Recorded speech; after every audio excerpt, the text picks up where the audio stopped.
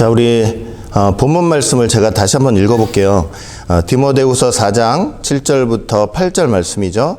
내가 선한 싸움을 싸우고 나의 달려갈 길을 마치고 믿음을 지켰으니 이제 후로는 나를 위하여 의의 면류관이 예비되었으므로 주 곧 의로우신 재판장이 그날에 내게 주실 것이니 내게만 아니라 주의 나타나심을 사모하는 모든 자에게니라. 아멘.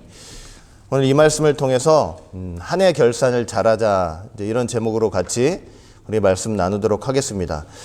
자, 드디어 2020년 마지막 주일을 맞이했습니다. 참 이 2020년도는 우리가 늘 연말이 되면은 다사다난했다 얘기 많이 하지만 정말 말 그대로 문자 그대로 다사다난했던 그런 해였던 것 같습니다. 그런 시간들을 이렇게 쭉 지내오면서 이 마지막 예배를 드리면서 우리가 가장 먼저 생각해야 될 것은 그럼에도 불구하고 이 시간에도 역시 하나님의 은혜는 있었다. 그리고 하나님의 선한 섭리는 중단되지 않았다. 그리고 성도들이 해야 될 가장 큰 귀한 고백은 이 2020년도를 향한 하나님의 은혜에 대한 감사의 고백이 되어야 한다. 이것이 가장 중요한 것 같습니다. 우리가 감사로 이 해를 마무리를 잘 지어야만 또 하나님께서는 2021년이라는 새로운 해를 우리에게 주시고 또 하나님의 일을 하게 하시고 또 여러분 삶 속에서도 승리의 삶을 주시려고 준비하실 줄 분명히 믿습니다. 감사로 먼저 이 시간을 지냈으면 좋겠고, 그리고 이제 오늘 본문 또 제목, 설교 제목대로 이 마지막 시간 조금 남은 거지만 그래도 이건 그냥 보내버리면 되는 시간이 아니고 역시 마지막 시간이기 때문에 우리가 한 해 결산을 또 잘해보는 그런 시간으로 좀 삼았으면 좋겠습니다. 여러분 한번 생각해 보세요. 오늘이 2020년도 이제 마지막 주일이잖아요. 그리고 다음 주일이 되면은 다음 주일날 우리가 이렇게 모이면 이제 해가 바뀌어가지고 2021년도 첫 주일이 되는 거예요. 그런데 이렇게 그냥 시간적으로만 생각해 보면은 여러분 오늘 아침에 일어나셨잖아요. 해가 떠가지고 일어나셨어요. 그래가지고 뭐 세수하고 준비하고 교회 나오셨단 말이에요. 2021년도 새해가 돼가지고 첫 주일날에도 아마 오늘 떴던 그 해가 똑같이 떠오르게 될 것입니다. 그리고 또 똑같이 준비하고 이렇게 해가지고 교회 나오시게 될 거예요. 그러니까 그냥 이렇게 보면 겉으로 살짝 보면은 이게 뭐 이번 주나 다음 주나 뭐 크게 다를 수 없는 그런 시간이죠, 사실은 생각해 보면은. 그런데도 참 하나님의 섭리가 놀라운 것 같아요. 뭐냐면 하나님께서 오늘도 똑같을 거고 다음 주일날도 똑같을 건데 이걸 시간이라는 것을 정해 주셔가지고 우리한테 시간이라는 것을 정해 주셔가지고 이 주는 2020년도의 마지막 주일이고 다음 주는 2021년도 새로운 첫 주고 이렇게 딱 만들어 주시니까 그 속에서 뭐냐면 하나님의 놀라운 섭리가 있다는 것을 우리가 좀 생각을 해보게 되는 것 같아요. 왜냐면은 똑같은 날이지만 마지막 주라고 했을 때는 사람이 자동적으로 뭘 생각하게 되냐면 내가 그동안 지나왔던 시간들을 돌이켜보고 반성하게 되잖아요. 그리고 새해 첫 주라고 그러면 또 어떻게 되냐면 새로운 소망을 갖게 되고 새로운 계획을 갖게 되고 다시 한번 힘찬 소망과 기대를 갖고 출발할 수 있게 되는 거잖아요. 똑같은데 시간을 통해서 하나님이 어떻게 해주시는 거냐면 우리 마음가짐을 다르게 해주시는 하나님의 섭리가 있는 거라고 저는 그렇게 생각이 되더라고요. 그러니까 우리가 이 마지막 시간을 마지막 주일을 이렇게 모여서 예배를 드리면서 우리가 가장 중요하게 해야 될 것은 결국은 무엇이냐면 한 해를 돌아보면서 이 한 해의 결산을 잘 하는 거, 그것이 가장 중요한 오늘 예배의 또 이 마지막 시간의 의미인 것 같습니다. 여러분 우리가 이 마지막 주일을 지내면서 한 해 동안 지나온 그 시간들을 잘 결산을 해야만 하나님께서 우리에게 새로운 시간을 주시는 그런 의미와 목적에 잘 합당한 그런 생활이라고 저는 생각을 합니다. 만약에 이 마지막 시간을 결산을 잘하지 못하고, 내가 지난 한 해 동안 뭘 잘했는지, 그리고 무엇을 잘못했는지, 하나님 앞에 어떤 기쁜 일을 했는지, 하나님 앞에 또 어떤 하나님을 슬프게 하시는 일을 했는지, 이런 것들을 잘 점검하지 않고 또 그냥 어영부영, 이제 빨리 다음 주 되면은, 이제 금요일 날 되면은 새해니까 또 그 새해 시간 맞이하면 되지, 이렇게 돼가지고는 하나님께서 새로운 시간을 우리에게 주시는 의미가 없게 되는 것 같아요. 그러니까 잘 결산을 하고 넘어가야 하나님께서 우리에게 새로운 시간을 주시는 그런 의미가 분명히 생기는 것 같습니다. 여러분, 2020년도는 제가 방금도 말씀드렸지만 참 믿는 사람들한테도, 그리고 세상도 마찬가지지만 이 믿는 사람들한테도 중요한 의미였던 것 같습니다. 중요한 시간이었던 것 같아요. 정말 이 시간이, 이게 돌이켜 보니까요, 이 시간이 없었으면 안 됐을 것 같아요. 세계적으로도 그렇고 믿는 사람들한테도 그렇고 이런 시간이 없었으면 안 됐을 것 같은 생각이 들어요. 제가 우리가 이 대면 예배를 처음으로 드리던 그 8월 달에도 말씀드렸지만은 정말 하나님께서 우리가 정말 폭주 기관차처럼 미친 듯이 잘하는 줄 알고 그냥 막 내달리던 우리를 잠시 이 시간 통해서 딱 멈추게 하시고 나서, 너 정말 하나님이 원하시는 그 길을 향해서 정말로 하나님이 기뻐하시는 믿음으로 가고 있느냐? 한번 점검할 수 있는 시간을 주신 거라고 분명히 생각을 합니다. 얼마나 감사한 시간이었는지 모르겠어요. 참 불행한 일이 많았지만 그럼에도 불구하고 우리를 돌아볼 수 있는 감사한 시간이었던 것 같아요. 중국에서 바이러스가 시작이 됐잖아요. 저는 그때도 한번 말씀드렸지만 참 중국에서 시작됐다는 것도 이것도 보통 일은 아닌 것 같아요. 중국은 공산국가 아닙니까? 사실 공산국가는 하나님을 반대하고 하나님을 반대하고 그 핍박하는 아주 대표적인 공산주의 국가 아니에요? 뭐 자유가 있는 것 같지만 중국에 자유가 있습니까? 사실은 공산주의 국가인데. 그런데 그 공산주의로부터 이 코로나 바이러스가 시작이 됐어요. 여러분, 공산주의의 배경에는 분명히 무엇이 있냐면 이 붉은 용 사단 마귀가 있는 것이 분명합니다. 공산주의는 어디서 나온 거냐면 사단 마귀로부터 나온 게 확실해요. 사단 마귀로부터 기원된 게 바로 공산주의예요. 하나님을 인정하지 않고 사람을 우선시하고, 근데 사람 우선시한다고 그런 생명을 귀하게 여기는 것도 아니고 유물론이죠. 물질을 중요하게 여기는. 그런데 이런 나라로부터, 이 공산주의 나라로부터, 이 사단 마귀의 사상으로부터 이런 바이러스가 나와가지고 전 세계에 얼마나 크나큰 영향을 미쳤습니까? 뭐 다른 걸 다 떠나가지고 저는 이제 두 가지로 좀 생각해 보고 싶은 거는 뭐냐면, 첫째는 엄청나게 많은 사람들이 일단 죽었어요. 제가 26일 날 현재 그 통계 자료를 보니까 이 코로나 바이러스로 인해서 이제 확진된 사람이 약 전 세계적으로 8천만 명 정도가 된대요. 그리고 사망한 사람이 지금 거의 170여만 명 정도 되는 거예요. 이게 뭐 어마어마한 숫자가 지금 걸리고 그 중에서도 170여만 명이 이제 벌써 죽은 거예요. 얼마나 많은 사람들이 이 병 때문에 죽었습니까?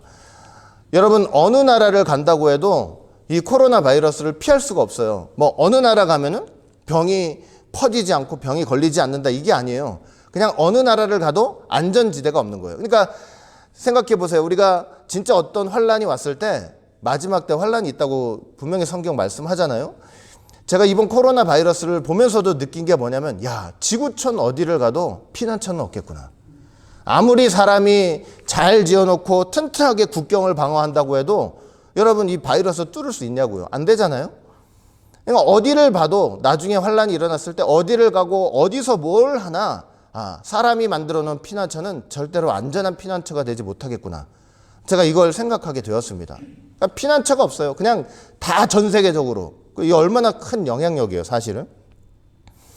그런 가운데서 어떤 목사는 그래요. 제가 말씀드렸지만 어떤 목사는 뭐 이런 거는 자연재해인데 이게 몇몇 가진 사람들이 자연을 함부로 개발하고 이렇게 파괴해서 이런 일이 일어나게 된 거다. 대부분의 사람들은 먹고 사느라고 힘들어서 그냥 그 괴로운 삶을 사는데 그런 사람들이 무슨 잘못이 있냐고 그렇게 얘기를 한단 말이에요. 이 코로나 바이러스를 향해서 대해서. 얼마나 기가 막힌 일입니까? 이게 인문학자, 사회학자들이 그런 얘기를 한다면 그럴 수 있다고 얘기할 수 있어요. 영적인 일을 모르니까. 그냥 목사가 이런 소리를 하는 거예요. 목사라면은 성경을 읽었을 거 아니에요. 성경을 읽을 사람이라면 이 세계사라는 게 그냥 단순히 흘러가는 시간이 아니고 하나님께서 구속사를 이루시는 기본이고 터전이라는 걸 알 거 아닙니까? 그러나 여러분 계시록만 봐도 자연재해들처럼 보이는 여러 가지 뭐 우박이니 뭐 재난이니 연병이니 이런 것들이 많지만 그게 그냥 인간이 다 뭔가 이게 잘못해가지고 우연히 내리는 그런 게 아니고 전부 다 뭐냐면 하나님이 이 세상을 향해서 심판하시고 경고하시는 수단으로 사용되는 거 아니냐고요. 그런데 이런 식으로 얘기를 하는 사람들이 있다니까요. 그러니까 우리는 그렇게 생각하면 안 되죠. 이런 전염병이 돌 때는, 이런 연병이 돌 때는 믿는 사람들이라면 그런 엉터리 같은 목사의 그런 말을 들을 게 아니고 성경적으로 생각해야 되고 이 속에 담긴 영적인 뜻이 무엇인가를 깊이 생각해야 될 거 아닙니까? 그래야만 우리가 이 속에서 하나님의 경륜을 깨닫게 되고, 여러분 우리 성경 통해서 맨날 하는 게 뭐예요?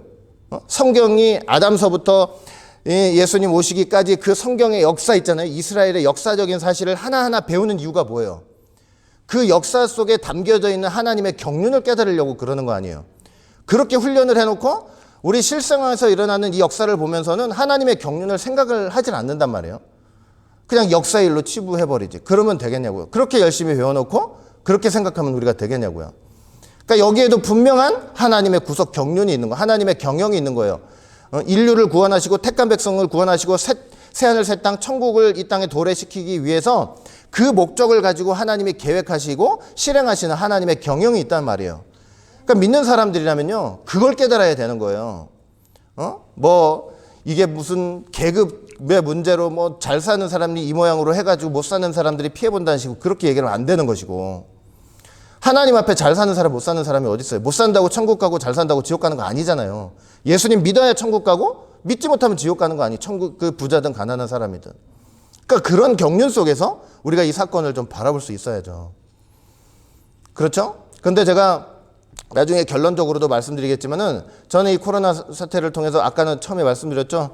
이 피난처가 하나도 없을 거다라는 말씀드렸지만, 두 번째는 뭐냐면 하나님이 이 사태를 통해서 우리에게 교회란 무엇인가에 대한 큰 화두를 던져주신 거라고 생각해요. 이런 세상 속에서 교회란 무엇인가? 거기에 대한 화두를 우리에게 던져주셨다고 생각을 해요.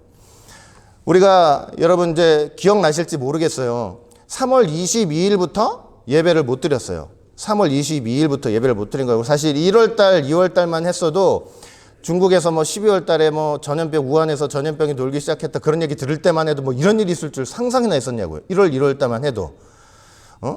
저 아직도 딱 기억이 나는데, 우리 그때 2월 달인가요? 우리 우연이가 이렇게 마스크를 딱 쓰고 왔잖아요. 우연이하고 홍규하고. 그래서 그렇지, 저럴 수 있겠다 이런 생각만 했었지 진짜 이렇게 될 줄 어떻게 알았냐고요. 그렇죠? 그래서 그렇게 그냥 지나고 있다가 3월 달 돼가지고 이제 느닷없이 미국으로도 엄청나게 퍼지면서 주지사가 행정명령 딱 내리면서 3월 20, 이제 우리 교회로서는 3월 22일부터 이제 예배, 모여서 드리는 예배를 이제 딱 금지를 시켰단 말이에요. 이제 그래가지고 처음에는 2주 그랬죠? 그리고 나서 그거 끝나고 나니까 그거 끝날 줄 알았더니 또 4주. 그러더니 4주만 또 끝나는 게 아니고 또 한 달 더. 이러면서 이제 계속 가는 거예요. 이렇게. 그게 3월 22일부터 그게 시작이 된 거예요. 근데 그래가지고 제가 지금 기억나는 거는 이제 7월 달인가 아마 이제 그 행정명령으로서는 풀린 것 같아요. 이제 한 그 뭐 200명 이하, 그 다음에 큰 교회라면은 뭐 한 교회, 큰 교회 뭐 25% 이상 뭐 이렇게 모일 수 있는 그런 이제 나왔어요, 그게. 근데 우리는 또 그렇게 나왔는데도 불구하고 할 수가 없었죠. 우리 미국 교회에서 이 오픈을 안 하고 좀 기다리느라고. 근데 그러면서 계속 뭐냐면 우리는 이제 전화 예배를 드린 거예요. 여러분들 다 아시겠지만 우리는 이제 전화 예배를 드리고 또 많은 교회들 온라인 예배를 딱 드리고. 근데 한번 생각해 보시라고요. 그런 과정을 한번 잘 생각해 보시라고요.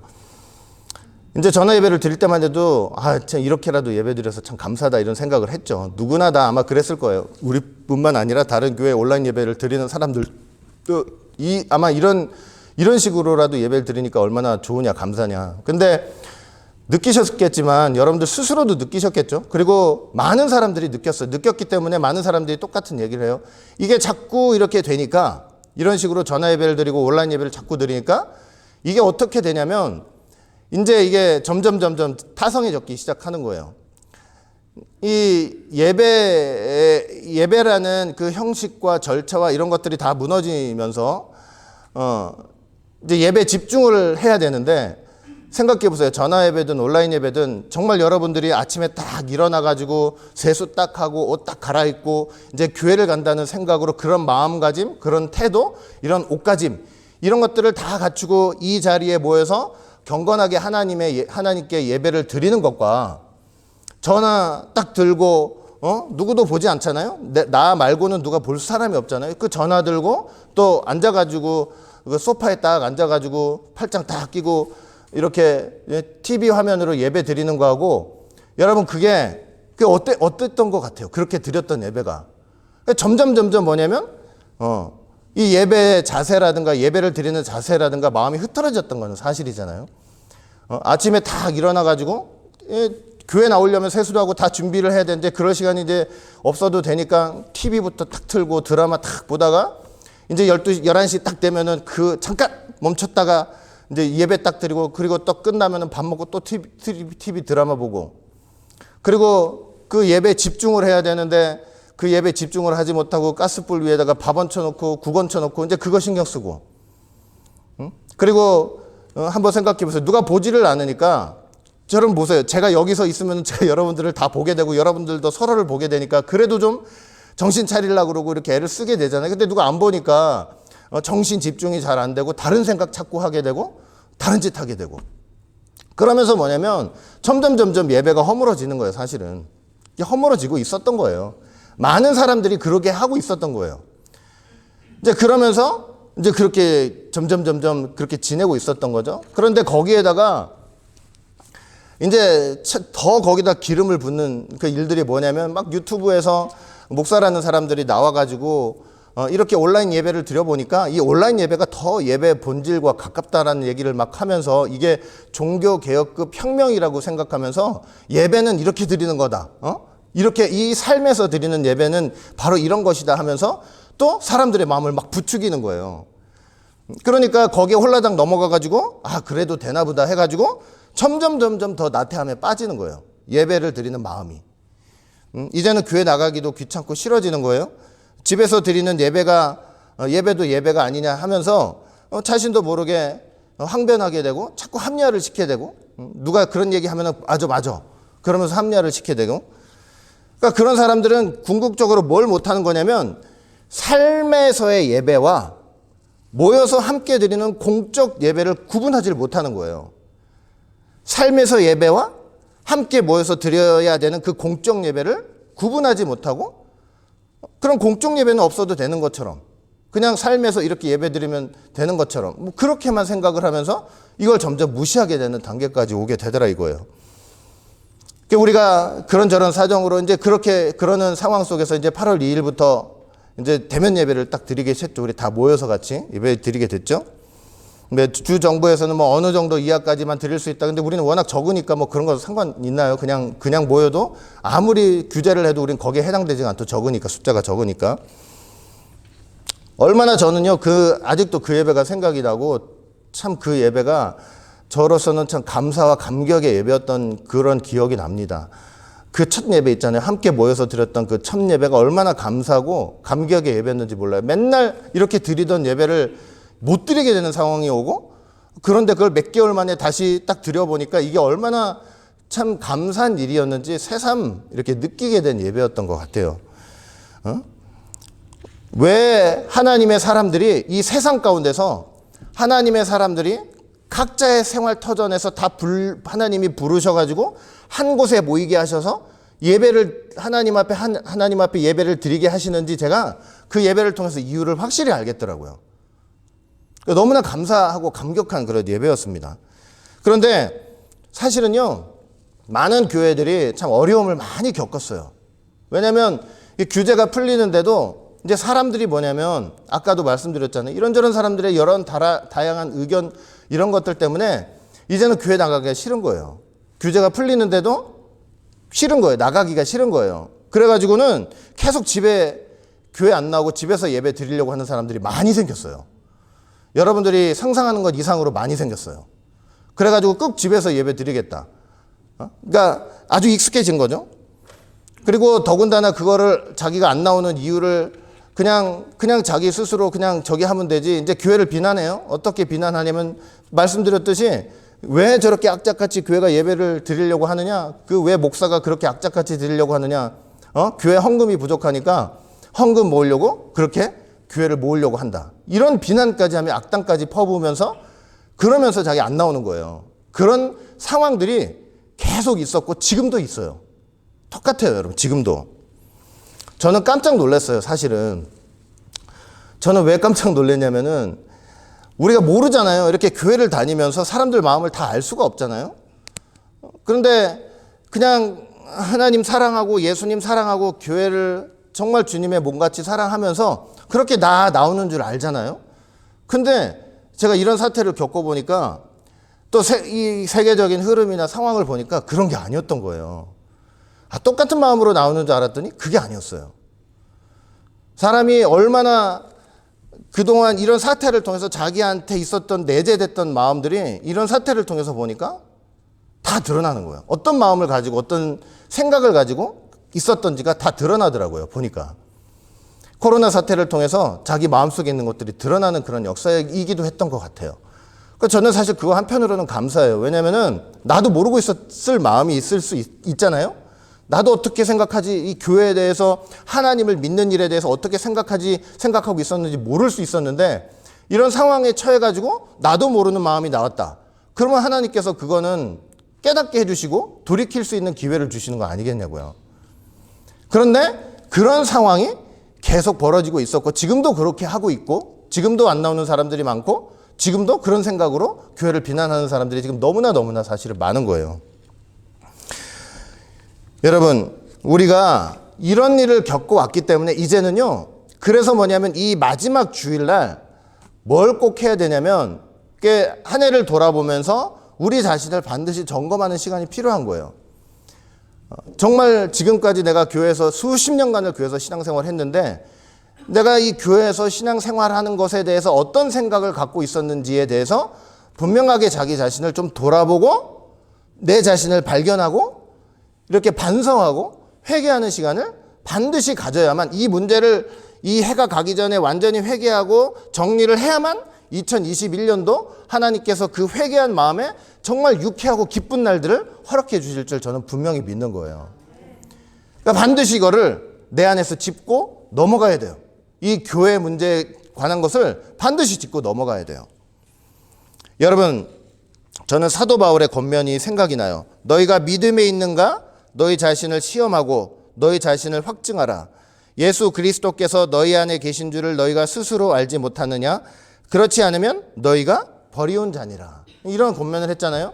그러니까 내가 정말 믿음 안에 있었는가? 내가 정말 믿음이 있었는가? 내 안에 예수 그리스도가 있었는가? 여기에 대한 점검을 반드시 해야 된다고 사도 바울은 권면을 하는 것이죠. 그러니까 2020년도 이 코로나 사태를 통해서 정말 내 안에 예수님이 있었다면, 믿음이 있었다면 내가 교회에 관한 어떤 생각을 하고 있었는지에 대한 그런 분명한 자기 점검을 통해서 믿음이 없었다면 믿음을 구하고 예수님이 내 안에 없었다면 예수님이 내 안에서 탄생해 주시기를, 함께 해 주시기를 기도하는 그런 결산의 시간이 반드시 있어야 된다는 것입니다. 여러분 분명히 아셔야 돼요. 저도 느꼈고 여러분들도 느꼈을 거예요. 이 종말의 시대에 있어서 세상은 절대로 교회를 필수로 보지 않습니다. 말씀드렸죠? 제가 첫 대면 예배 때 절대로 이 마지막 세상이 대면될수록 세상은 절대로 교회를 필수로 보지 않아요. 근데 여러분 구속사 말씀 배우면서 여러분들이 사실 한 게 뭐냐면 우리 항상 원로 목사님한테 얘기 드렸죠. 여러분 세계사의 중심이 뭐래요? 구속사죠. 세계사의 중심은 구속사예요. 그냥 시간과 인물과 여러 나라들의 흥망성쇠가 이렇게 쭉 이어져 가는 거지만 우리가 성경을 믿는 사람들, 하나님 믿는 사람들의 입장에서 보면 이 세계사는 그냥 그런 흐름이 아니고 하나님의 구속사라는 거예요. 구속사를 이루시기 위한 터전이라는 거예요. 그리고 구속사의 핵심은 뭐라고 배웠어요? 구속사의 핵심. 예수 그리스도죠. 예수님 없으면 구속사가 안 되는 거니까. 예수님을 향해서 목표로 구속사가 진행되는 거고 그 예수님이 다시 오시는 그런 모습을 통해서 구속사가 완성되는 거고. 그리고 늘 결론적으로 하셨던 말씀이 뭐냐면 그러면 이 예수 그리스도의 이 구속사 운동, 복음 운동이 일어나고 있는 핵심 현장이 어디냐? 그러면 항상 하시는 말씀 뭐냐면 교회다 이렇게 말씀하셨단 말이에요.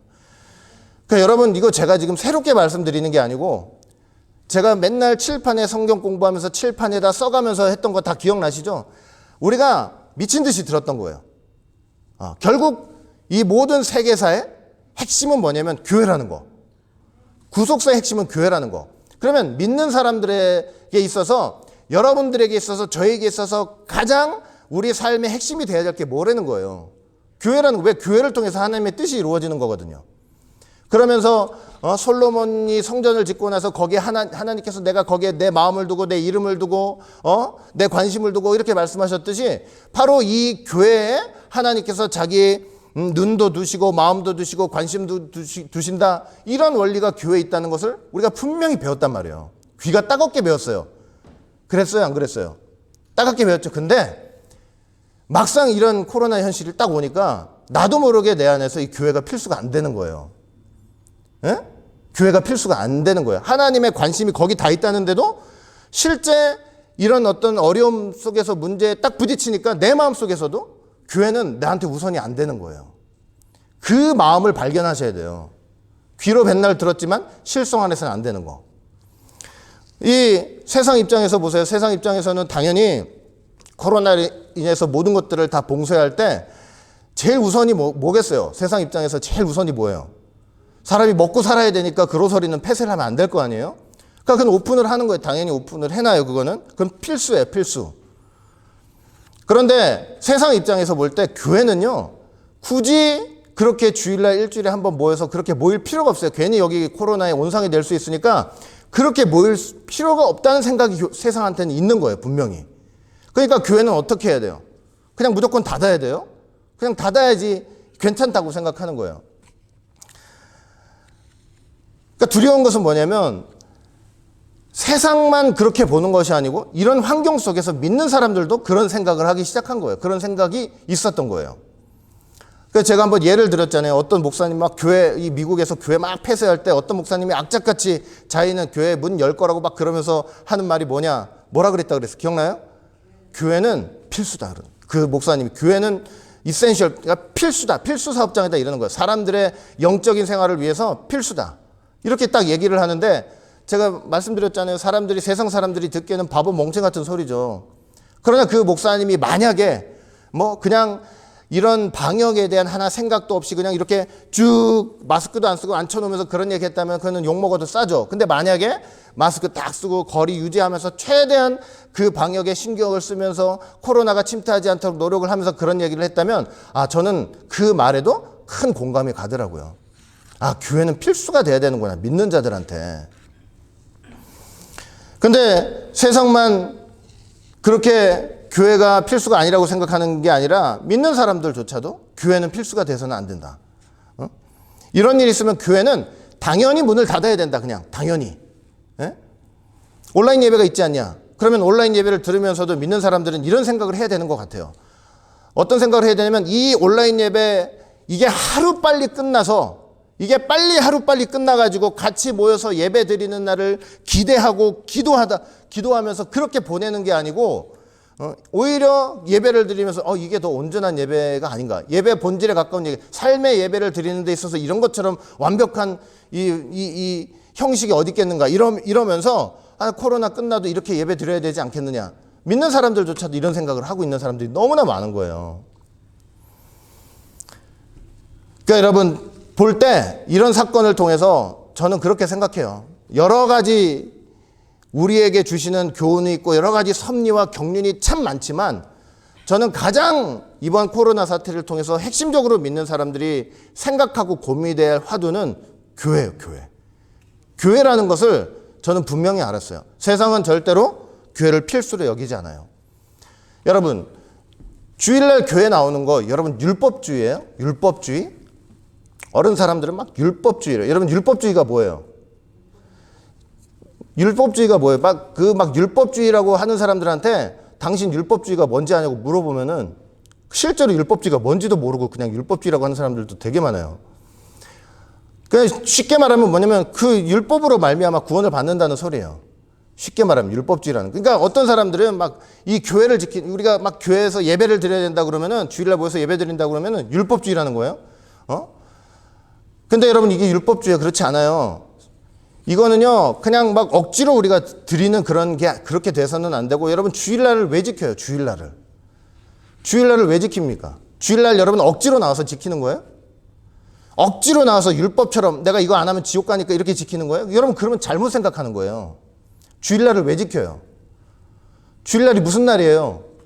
주일날 예수님께서 이 땅에 오셔가지고 우리 죄를 걸머지시고 십자가에서 그 처참하게 돌아가시고 그 다음에 3일 동안에 무덤 계시다가 3일째 아침에 부활하신 날이 바로 주일 아니에요. 우리의 모든 죄를 해결시켜 주시고 우리를 사망 권세에서 다 이끌어 주시고 천국의 소망을 갖게 하시고 하나님의 아들 삼아 주시고, 얼마나 이게 귀한 날입니까? 우리가 그 주님의 은혜와 그 십자가 은혜를 잊지 않으려고 이거 지키는 거 아니에요? 그래서 초대교회도 안식일이 분명히 있었지만, 초대교회 여러분 성경 보세요. 초대교회는 주일날 모여서 예배를 드리기 시작한 거예요. 모여서 공동체 모임을 하고.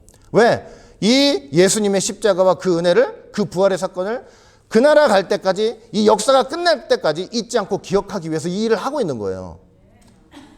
그러니까 주일을 지키는 건 율법주의가 아니에요. 내가 억지로 누가 지키라고 하니까 이거 안 지키면 지옥 갈 테서 그래서 지키는 게 아니고, 그 예수님의 깊은 구원과 사랑을 받은 사람이 사랑과 감사함으로 지키는 게 주일이라니까요. 교회 왜 나와요? 교회 왜 나와요? 교회는 성경에서 말씀하셨듯이 주님의 몸이라고 하니까 나오는 거예요. 이거 주님의 몸이라고 그랬어요. 사도 바울이 분명히 뭐라고 했습니까? 예수님은 이 교회의 머리가 되시고 교회는 주님의 몸이라고 분명히 말씀을 하셨잖아요. 주님의 몸이니까 우리가 교회 나와 주일날 이렇게 교회 나와서 그 주님의 몸된 공동체 속에서 이 예수 그 성경 보시면은 이렇게 주님의 공동체를 만들어 놓고 거기에 직분을 주셨죠. 합당한 직분을 주셨잖아요. 목사와 교사와 여러 선지자, 예언자들 직분을 딱 주셔가지고 그들을 통해서 말씀을 가르치고 복음을 전하게 하시고, 그러나 그 본질 뒤에는 누가 계시는 거예요? 성령님께서 참 교사가 되셔가지고 그들을 통해 말씀하시고 교육하시면서 하나님의 말씀으로 통치를 받는 하나님의 나라, 하나님의 주님의 몸된 몸, 그 공동체로서 교회를 세우신 거예요. 하나님께서 그 피로 값주시고. 그러니까 주일날 교회 나오는 건요 그냥 억지로 나오는 게 아니고 주님의 몸이니까 내가 주님의 백성이기 때문에 여기를 사랑하는 마음으로 나오게 되는 거예요. 이거 율법주의가 아니에요. 응? 어떤 사람들은 주일날 교회 나오는 거 율법주의 아니냐고, 그걸로 교회 나와야만 구원받는다는 생각으로 나오는 거 아니냐고 막 그렇게 비난을 하는데, 여러분 생각해 보세요. 교회 나온다고 구원받는 게 아니에요. 에? 주일날 지킨다고 구원받는 게 아니고요. 구원은 예수님 때문에 받는 거예요. 그런데 문제는 뭐냐? 진짜 내 안에 예수님이 계시고 내 안에 예수님이 계시고 그 예수님에 대한 믿음이 진짜 내 안에 좌정하고 있다면요, 주일을 안 지킬 수가 없는 거예요. 교회를 안 나올 수가 없어요. 이 교회에 대한 사랑이 왜 주님의 몸된 교회고, 영원토록 그 십자가 은혜와 공로를 잊지 않으려는 그 사랑이 충만하기 때문에 주일을 안 지킬 수가 없고 교회를 안 나올 수가 없는 거예요. 그러니까 교회 안 나온다고 지옥 가는 건 아니지만, 진짜 예수님을 믿는 사람이라면, 그 예수님의 사랑이 내 안에 충만한 사람이라면 주일날 안 지킬 수가 없고 교회를 안 나올 수 없는 거예요. 이건 율법주의가 아니에요. 이건 사랑으로 하는 일이에요. 사랑으로. 진짜 예수님의 구원에 대한 감사, 감격으로 하는 일이에요. 여러분, 적그리스도가 나타나면 진짜 뻔합니다. 무슨 일을 할지 뻔해요. 적그리스도 나타나면은 정말 결국 하게 될 일이 뭐겠어요? 이 주일 성수하고 교회 나오는 거 분명히 불법적으로 만들 거예요. 분명히 불법적으로. 그게 제일 우선이에요. 우선. 응? 불법적으로 만드는 거. 그러니까 교회 나오는 것이 법을 어기는 것으로 될 정도로 그렇게 불법적으로 만드는 게 적그리스도의 일일 거예요. 그러니까 세상에서는 이런 사건을 통해서도 이 코로나 사건을 통해서도 자꾸 사람들한테 인식을 시켜주는 거예요. 지금 당장 누가 주일날 교회 나오는 거를 불법적으로 만듭시다 그러면 많은 사람들이 아직은 이게 픽 돌아가 있지 않기 때문에 그런 말이 어딨냐고 이럴 수 있지만요. 이런 사태들을 통해서 자꾸 교회를 이 필수의 자리에서 내려놓고 자꾸 이렇게 이 주일 성수나 예수님을 믿는 일에 대해서 자꾸 저렇게 무시하게 되고 막 이런 상황을 다 만들어 놓은 다음에 나중에 적그리스도가 나타나가지고 하는 일이 이걸 불법으로 만들 때는요, 반대하는 사람 별로 없을 거예요. 믿는 사람 아니면. 여러분 아까 말씀드렸죠? 세상은 예수님께서 이 땅에 오셔가지고 공생에 시작하시기 전에 뭘 하셨어요? 40일 동안 금식하셨잖아요. 그러면 잘 생각하세요. 40일 동안 굶은 사람한테 가장 필요한 게 뭐예요? 떡이잖아요, 떡. 그래서 사단이 그걸로 유혹을 하는 거예요. 너 이 돌을 떡으로 만들어서 먹으라. 그러면은 그건 당연히 40일을 굶은 사람한테는 가장 필수죠, 그게. 떡이 가장 필수일 거 아니에요? 그러면 예수님 어떻게 당장 돌을 떡으로 봐서 그걸 먹고 살아야 될 거 아니에요, 육신이. 근데 예수님 그렇게 말씀 안 하셨단 말이에요. 뭐라고 하셨어요? 사람이 떡으로만 사는 게 아니고 말씀으로 산다. 야, 40일 굶은 사람이 그런 얘기 할 수 있습니까? 하나님이시니까 그런 얘기를 하는 거고 우리에게 영적인 원리를 가르쳐 주시는 거예요. 40일을 굶은 사람한테 떡을 주는 게 맞지 말씀으로 산다는 얘기를 하는 게 맞냐고요. 근데 예수님은 그런 말씀을 하신단 말이에요.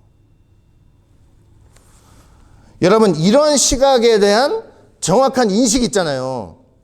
이 2020년도 가기 전에 이런 인식을 분명히 해놓고 가야 돼요. 예? 해놓고 내 안에서 교회가 필수가 아니었던 그 마음들 있죠. 여러분 그 마음들은 이 사태 때문에 갑자기 나온 게 아니에요. 오랫동안 신앙생활 하는데 내 마음속에 있었던 마음들이 나오는 거예요.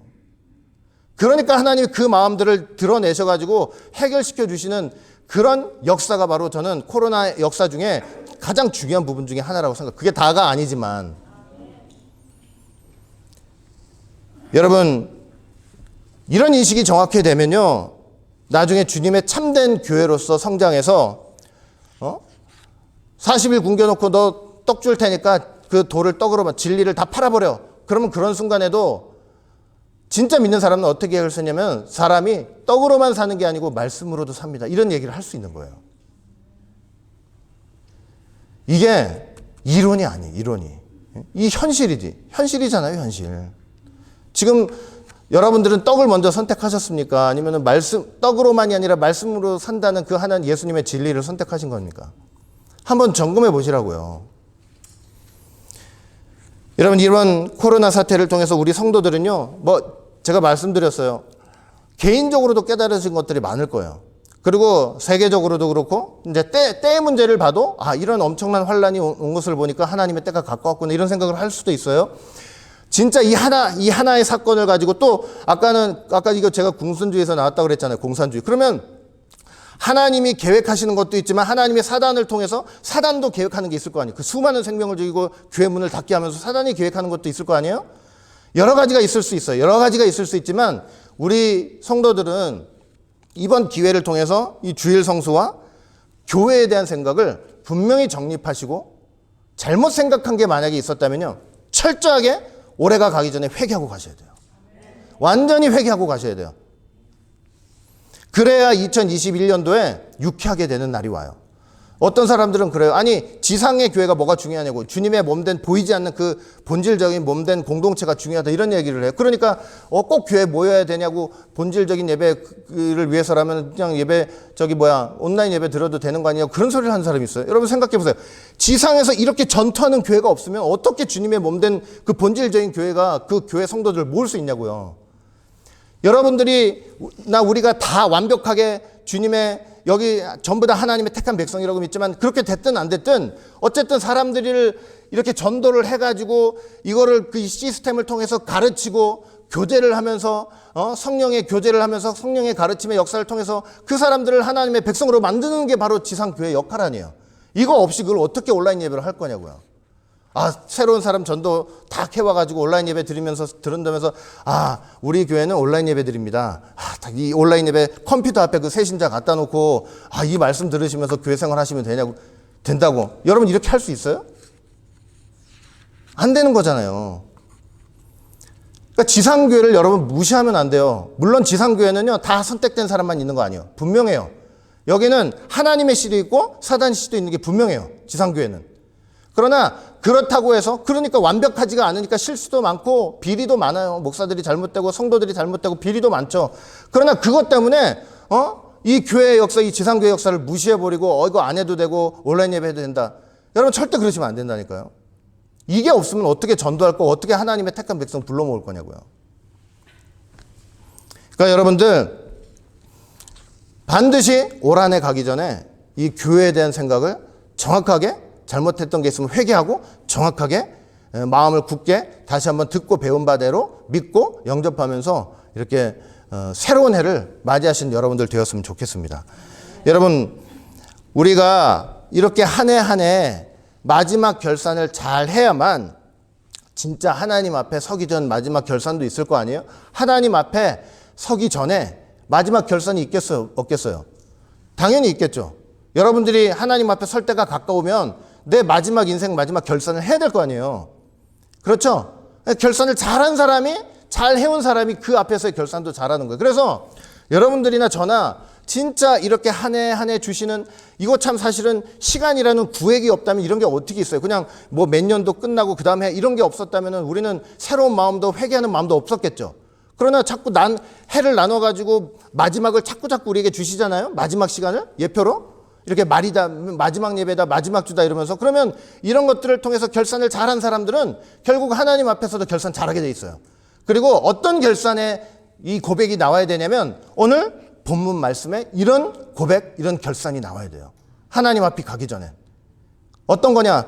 디모데후서 4장 7절부터 8절 말씀. 내가 선한 싸움을 싸우고 나의 달려갈 길을 마치고 믿음을 지켰으니 이제 후로는 나를 위하여 의의 면류관이 예비되었으므로 주 곧 의로우신 재판장이 그날에 내게 주실 것이니 내게만 아니라 주의 나타나심을 사모하는 모든 자에게니라. 이런 사도 바울의 마지막 최종 결산이 저와 여러분의 결산이 반드시 되어야 하는 것입니다. 여러분, 여러분들이 인생을 살면서 하나님을 위해서 몸을 불태울 정도로 그런 헌신을 하는 사람도 물론 많이 있겠지만 그러지 못하는 사람들이 대부분이죠. 평범하게 살아가는 사람들이. 그러면 그런 위대한 일을 하지 못했다 할지라도 여러분들이 하나님 앞에 이 결산을 할 때, 하나님, 내가 엄청나게 위대한 일은 하지 못했어도요, 내가 믿음을 가지고 주님을 진정으로 사랑하는 마음으로 이 주의를 지키고 교회를 사랑하는 마음으로 교회 출석하면서 그 교회가 주님의 몸인 것을 믿고 충성하면서 나 그렇게 살아왔습니다. 이런 고백이라도 우리는 해야 될 거 아니겠습니까? 그래서 하나님이 주실 그 의의 면류관을 바라보면서 저 지금까지 왔습니다. 이런 믿음의 고백을 모두가 하시길 바라겠습니다. 그렇게 하셔서 정말로 하나님께서 주시는 그 의의 면류관을 모두 다 쓰시고 천국에서 정말 하나님의 아들로서 영원토록 평강과 고통과 아픔과 사망이 없는 그런 기쁨의 귀한 세계를 누리시는 여러분들이 되시기를 주의 이름으로 축원하겠습니다. 기도합니다. 사랑과